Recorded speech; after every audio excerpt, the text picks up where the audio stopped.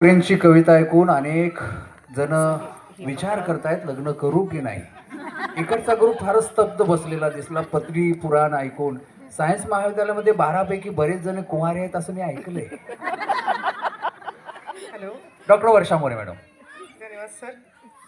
आज की मेरी छोटी सी कविता हम सावित्री की बेटियों के लिए है। कविता का शीर्षक है सावित्री अगर तुम नहीं होती।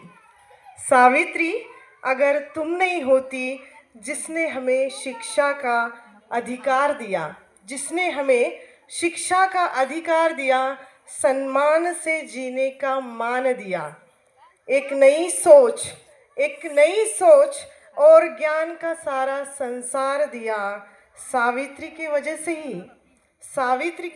से ही मैं आज लिखती हूँ, कुछ नया सोचती हूँ, अपने ऊपर होने वाले अन्याय पर अपनी आवाज़ उठाती हूँ। सावित्री नहीं होती तो स्त्री आज अशिक्षित पिंजरे में कैद होती। स्त्री आज अशिक्षित पिंजरे में कैद होती। अंधश्रद्धा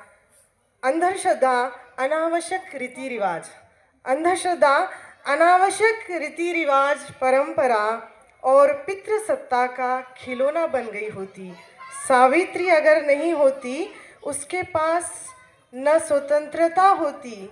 स्त्री के पास न स्वतंत्रता होती, ना ही अपनी कोई पहचान होती। सावित्री नहीं होती तो वही बरसों से चली आई लाचार सी जिंदगी होती। वही बरसों से चली आई लाचार सी जिंदगी होती। ना ही आनंदी डॉक्टर होती, ना ही प्रतिभा राष्ट्रपति होती। क्षेत्र में स्त्री पुरुषों के साथ वह दिखाई नहीं देती। क्षेत्र में पुरुषों के वह साथ दिखाई नहीं देती। सावित्री अगर नहीं होती तो मैं आज यहाँ नहीं होती। अपना अस्तित्व हम स्त्रियां भूल चुकी होती। कोई भी स्त्री चार दीवारों से बाहर नहीं होती। कैद होकर कहीं लुप्त